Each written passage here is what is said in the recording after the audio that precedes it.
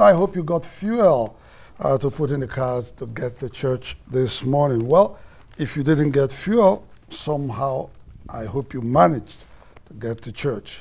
Big issue for all Nigerians today. How do we get fuel, not only to run our cars, but also to power our generators, since there is, of course, very epileptic power supply in the Federal Republic of Nigeria. Everything is looking rather gloomy. And it's a few days to May 29, so hopefully there will be change coming very soon. My name is Mamode Akuga, and Obiora Ilo is here with me. Obiora. Yes, I'm Obiora. You're looking forward to a change. I'm Obiora Ilo. Welcome to your Sunday show, the O&M Sunday Show. 5 days to a new government. Everything looks so bad. There's no fuel, no power. Everybody's complaining. No salaries too. No salaries. For a lot of... The planes are not flying.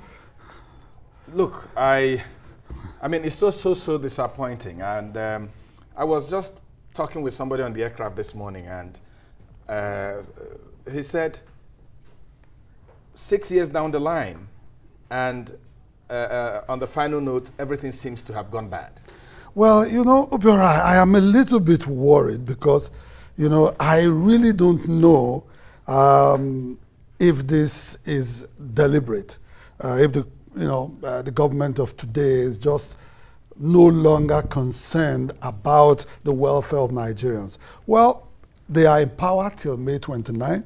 That means that they ought to care so much about Nigerians. But it looks like they really don't care anymore. If you don't get fuel to buy, that's your headache. If there's no power, that's your headache. Salaries are not paid as well, that's your headache as well. You wanted a new government, you got the new government, so wait. When they come in, whatever they want to do, they can do. They can do. But that's very wrong. That's very wrong. Yes. I was also reading the papers this morning, and I had Fashola say, I'll be in office till the 28th. I'll be working till the 28th. Night of 28th, I'm still governor and all that.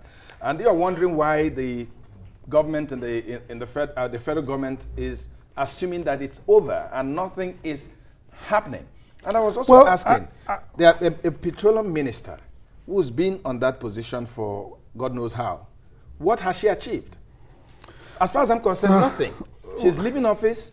There are fuel queues. Nothing is working in that industry. Everybody's complaining. People are being owed. So what has she achieved in these many years that she was in office? I think that we will soon know what has been going on in the oil industry.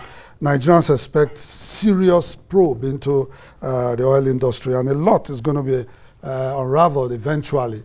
But you heard she was running after the president-elect. Well, yes. Not just the president-elect. She has also been running after a lot of generals. Well, you know, she was caught in the house of Abdulsalami Abubakar, trying to lobby A, lobby B, lobby C, to try to get some cover for her. But I don't see that working. Nigerians are really, really pissed off with this fuel situation. And all the cover that the president gave to her, you remember the House of Reps members wanted to, enforce the fact that she needed to step down as minister. Messages went to the House of Reps to say, look, don't go there. The plane charter and all that. I mean, so much. She was like a sacred cow. Yeah, she is still, I mean. She was a sacred cow. Nothing has changed, really. She was a sacred cow, but that will end in another 5 days, and then we will see. But President Goodluck Jonathan, please, you should borrow from Governor Udwanga of Delta State. I mean, the phrase, Governor Udwanga says, finishing strong. I expected that from President Jonathan. The next 4 days, please do what you can.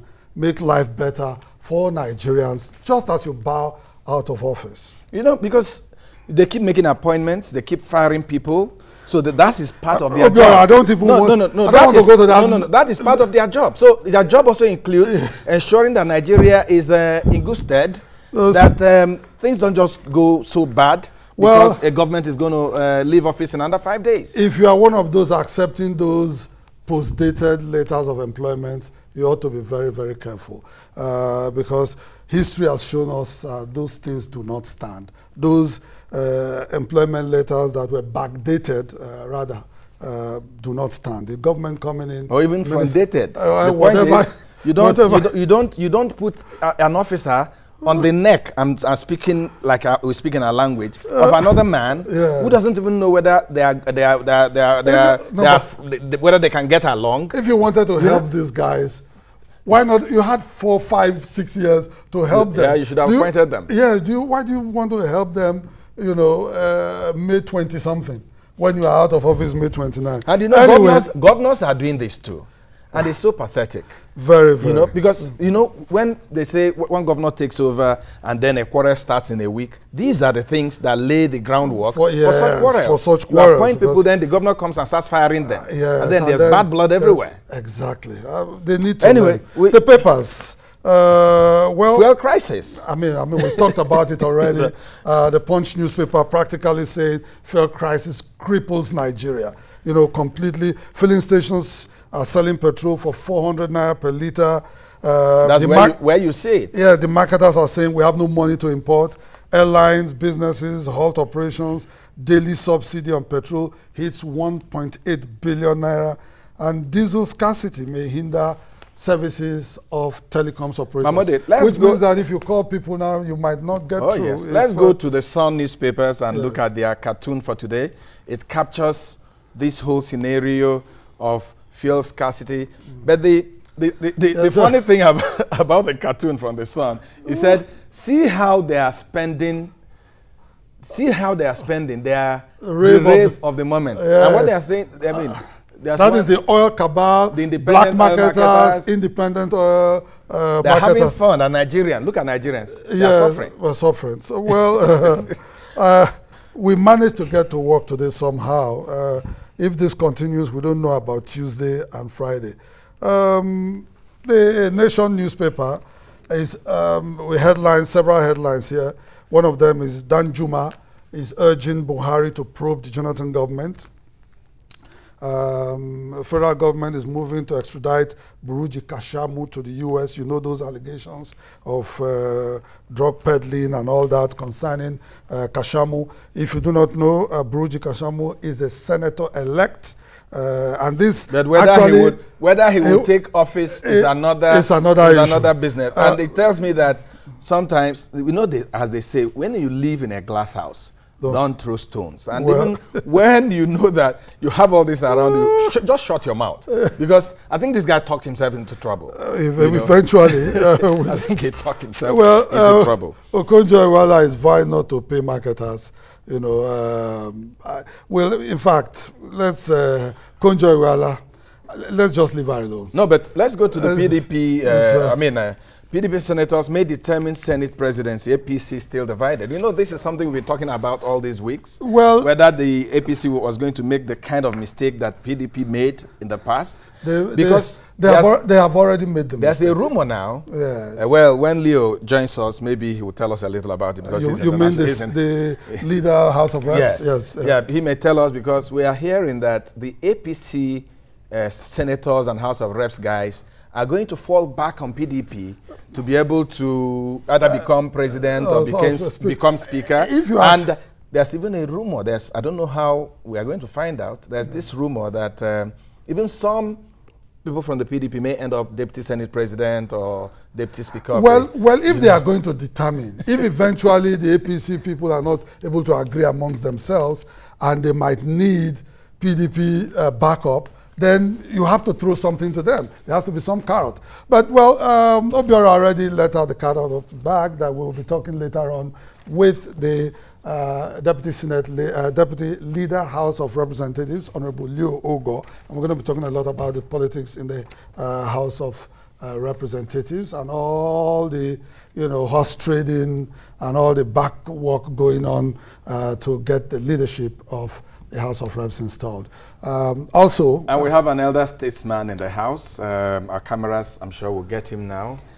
Major General IBM Haruna. I don't think there's anybody in the country that does not know IBM Haruna, former Minister of Information and Communications, former Chairman of Arewa Consultative Forum, legal practitioner. That golfer. Yes. He's a wonderful golfer. Yes. One of the best you have in the country. Well, so he'll be joining us to talk about building bridges for national development as we change government, you know, what we're expected to do, talking from hindsight, experience, age, you name it. Yeah, exactly. All right, so don't go away. We'll take a short break now, and we'll be right back after this time out.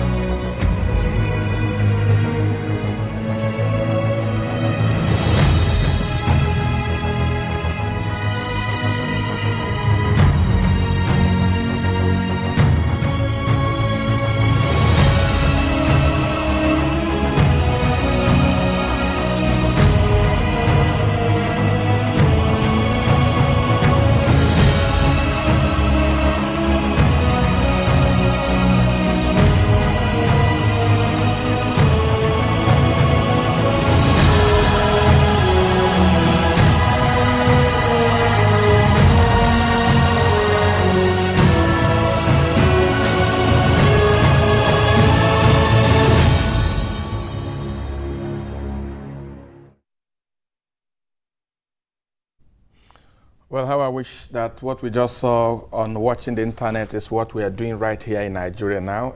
You say you have to get better. It has to be not tomorrow, not the day after, but now. You know, right now. And we hope we are actually looking forward to a now change. Yes. Change now. Exactly. By Friday.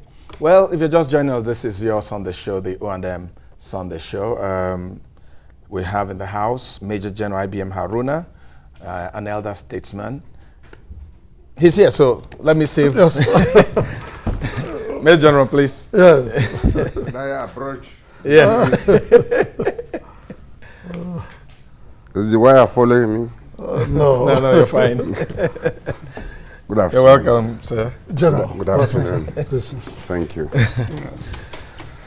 Welcome to the O&M Sunday Show. Thank you. Well, 5 days from now, we'll have a new government. If you've been reading the papers, the timetable is out, the dinners, the swearing in, I mean, it's like a party.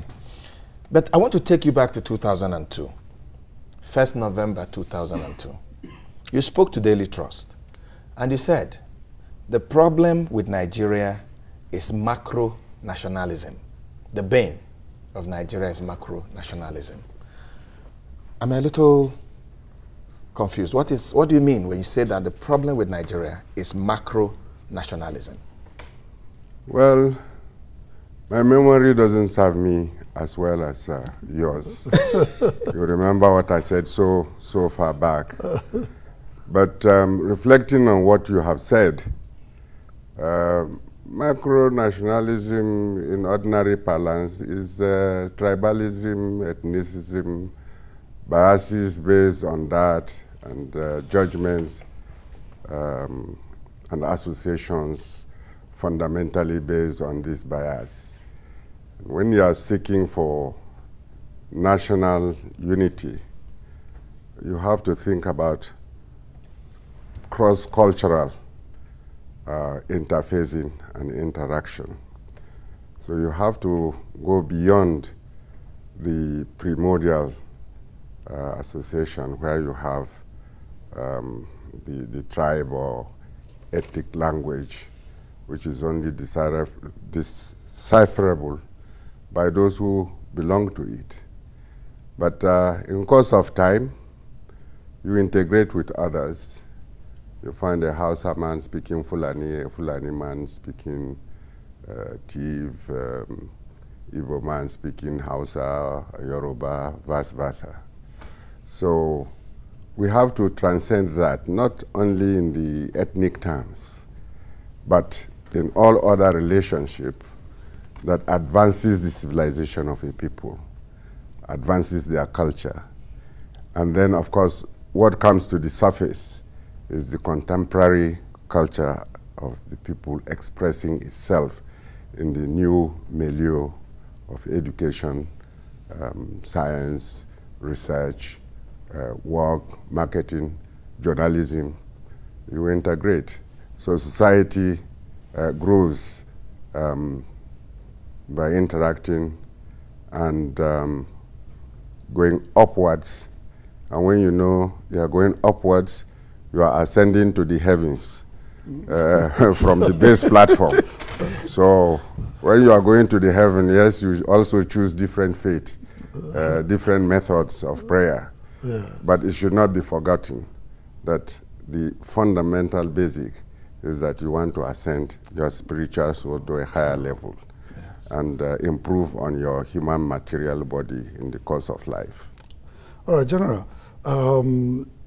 this macro-nationalism you talk about, let us bring it to this recently concluded elections. A lot of people say the elections were beautiful, they were free and fair, but for some other people, the elections clearly pointed out to the divisions that exist in Nigeria, you know, over 50 years after independence. These divisions still exist, because if you look at the map of Nigeria and the voting pattern, they were all skewed. A lot of people would say, according to, you know, the different regions. For instance, in the South and the Southeast, the voting pattern was, you know, very favorable to somebody from that area, Goodluck Jonathan. You went up north, you saw that the voting pattern was clearly, you know, one that favored the president-elect. So for a lot of people, these last elections clearly showed the divisions in Nigeria. I don't know if you agree.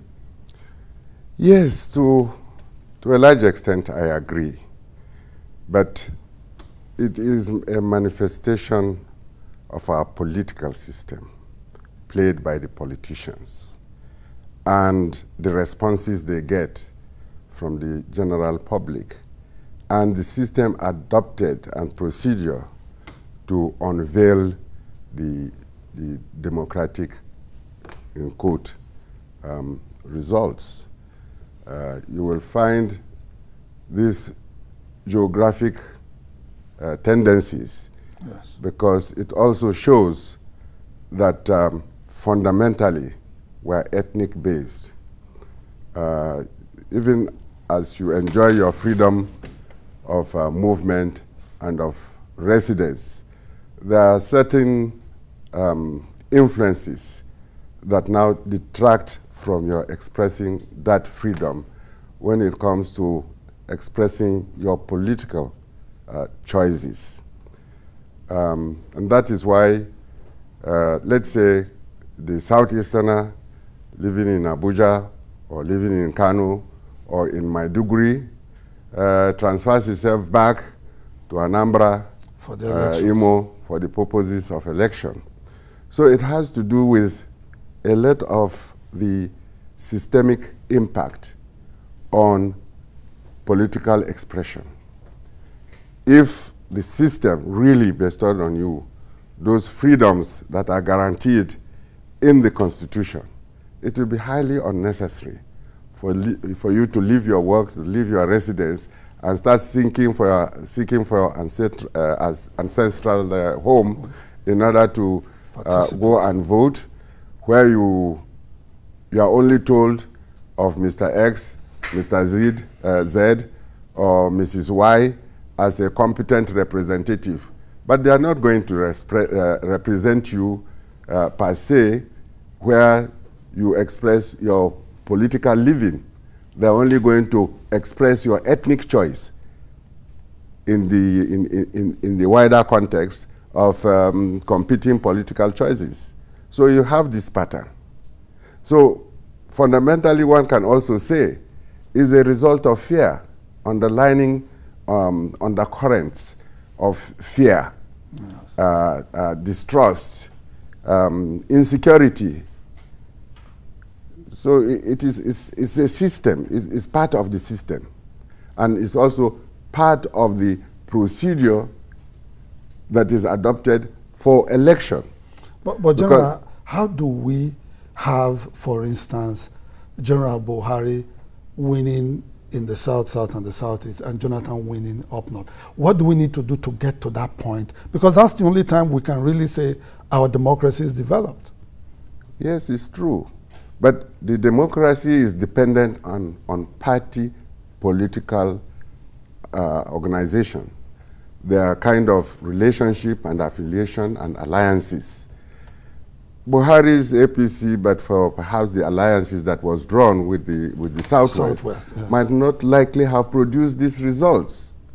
So the political parties and the practitioners themselves designed the strategy and they designed how to play it. It is left to the elites. So we are running an elitist democracy.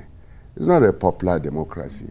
The ordinary man in the street who goes to market, let's say an Igbo man who is enjoying marketing in Lagos, if he's enjoying popular democracy, he will be there. He will be free to vote. He will be free to participate. He will be free to meander among the political parties that exist, which means the parties themselves and the practitioners represent the milieu of the society there. You know, General, what you said, reminds us, or rather crystallizes the experiences we had during the elections, like the Oba of Lagos threatening the Igbos that they were going to... Those that remained in Lagos to vote. that remained in the They were trying to be... threatened and all into the lagoon. So I think, to some extent, fear that you talked about is also responsible for how people vote. Even when you go to the ancestral home, you're also afraid to vote for vote for your choice, because everybody's voting for Mr. A, and maybe the town union says vote for Mr. A, or you know how it is. But let me take us a little further. The elections are over. The divisions, we have seen them. Yes, but before we move away from His Majesty's pronouncement, you know, in a country where people are thoroughly mixed, he will be regarded as humor. What he said. Where? What he said about, oh, you can go and jump into the sea. In a civilized milieu where people are really united. Where there are no biases. They regard it as humor. They will laugh over it and joke with it. But because of our own intensity and fear, and because of our more recent experience since independence, it generates fear rather than humor. So the traditional institutions are not even helping to douse the tension and remove that, yes, yes. With that kind of pronouncement, yes, because it also sometimes depends not just what you say, the forum and how you say it. So I don't know in what context surrounding he said it, but gathering from the follow-up journalistic and media report, one begins to take a very serious view of what he said. Okay, so the elections are over. Yes. We have a president-elect going to take over from a sitting president. Of course, we've had all the commendations about Mr. President conceding and making it easier for all of us to move on. But you hear this back and forth accusations. And for someone like Jordan to say a thing like that, I want to take it seriously. That they didn't see the cooperation of government in the transition committees, both for the president and that of the president-elect. You know, you've been here for a while. You've seen the politics of Nigeria. I would still pattern my question in the direction of Mamode's. How can we get over these problems? Yes, we've scored a plus. The president conceded. How can we leverage on this and make Nigeria a more democratic, more mature entity? Well, first of all, the post-election relationship between the outgoing and incoming government is separable from what you need to do with the election process to make it more democratically representative of the wishes of the people. As you said earlier, when you talk about spots of ethnic bias, then you are also saying the validity of its democratic representation is questionable. But that apart, the relationship of the outgoing, incoming, the bureaucracy, that is just the process of getting notes, what to take over, is a matter of our attitude of our people regarding power and office. But in a place where it has matured, in the course of governance, as a political party, you will be abreast with what is going on. You would be having your tactical or strategic plans for the short term, long term.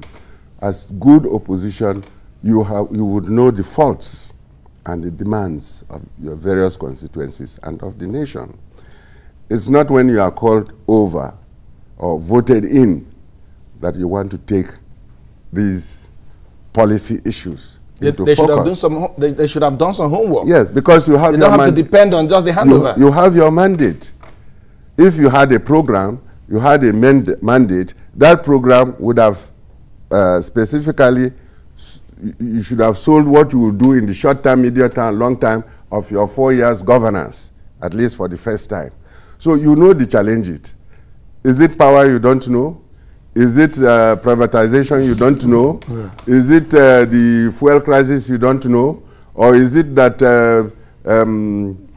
fuel importers are paid 150 billion and they said it's 200 billion? We are all part and parcel of the citizenship of this country.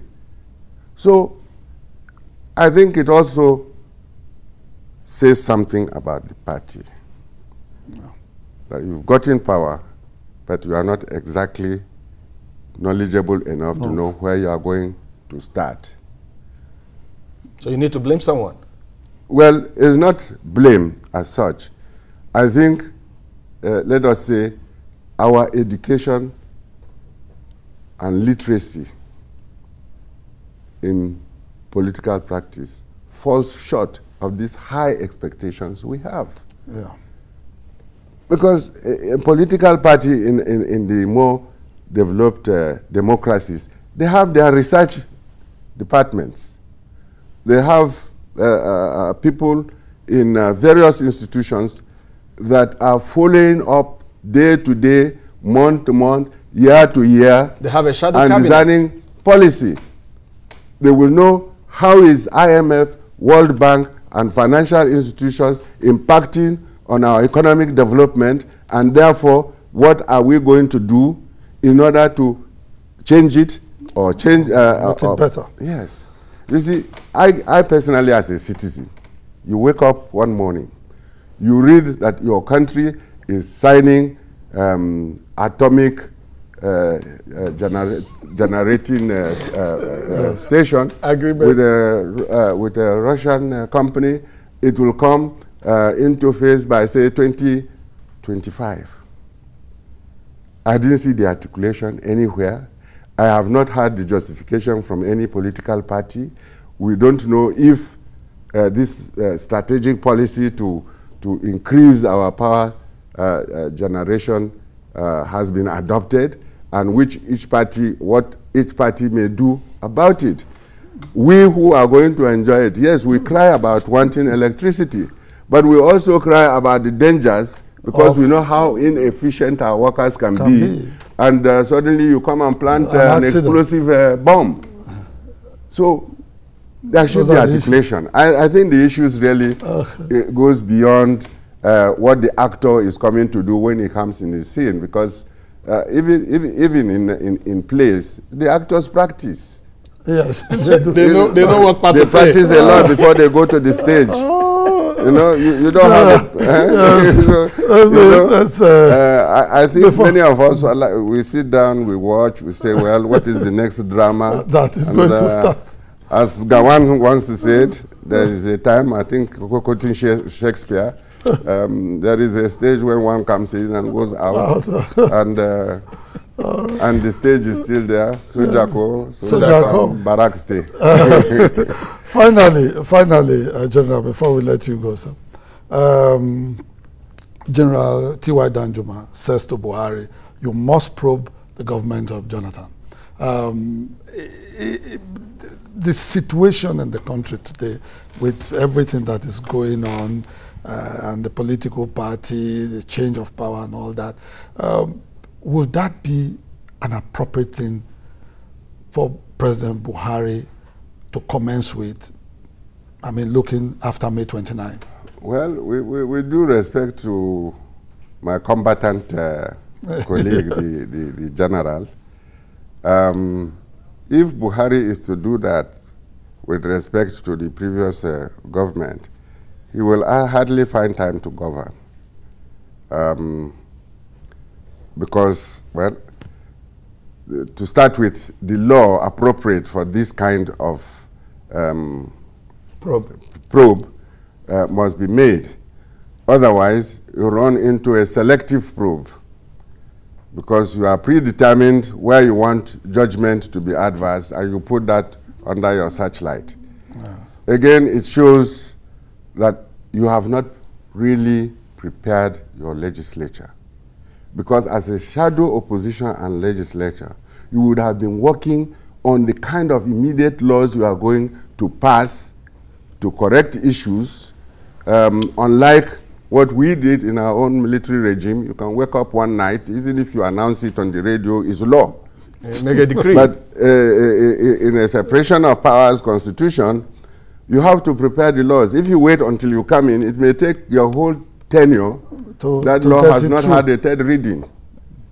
No? Yes. So the real thing is that I am sure the incoming, the president-elect and his party must have a framework within the constitutional law that we have to know what they have to do in response to what they have discovered was wrong with the previous party, and how to put it right. But until they unveil it, some advices may not be deemed really appropriate at this time. Okay. All right. I was going to ask you, in one word, how would you describe Buhari? In one word. Astute politician. General, thank you so much. Thank you. We just present this to you, sir. Oh, thank you very much. Oh, lovely. Thank you so much, sir. Before you go to play golf, you can have a cup of coffee on this. Cup of tea.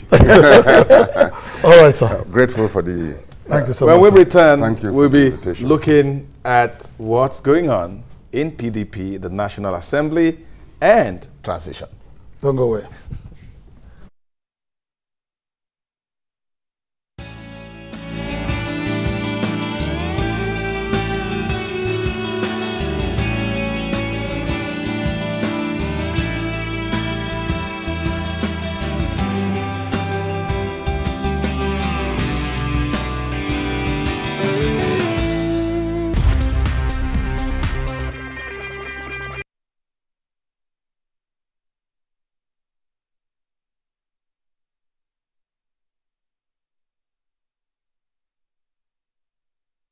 Joining us now, we have the Deputy Leader, Nigeria's House of Representatives, Honorable Leo Ogo, who represents Isoko Federal Constituency.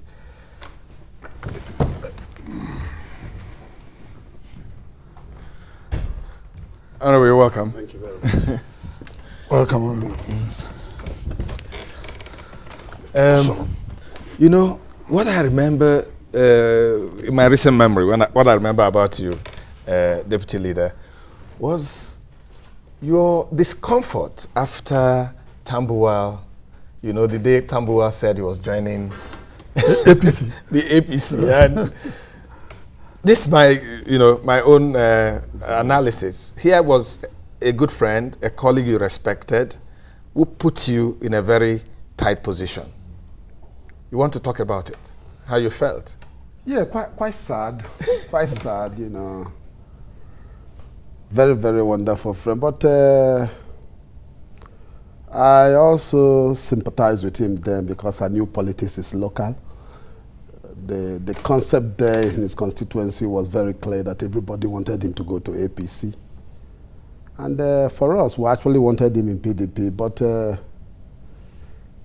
the politics is not really played at the national level here, it's played at the home level. So we felt very bad, but we just said, well, you can go because you want to be a politician, you want to stay in politics.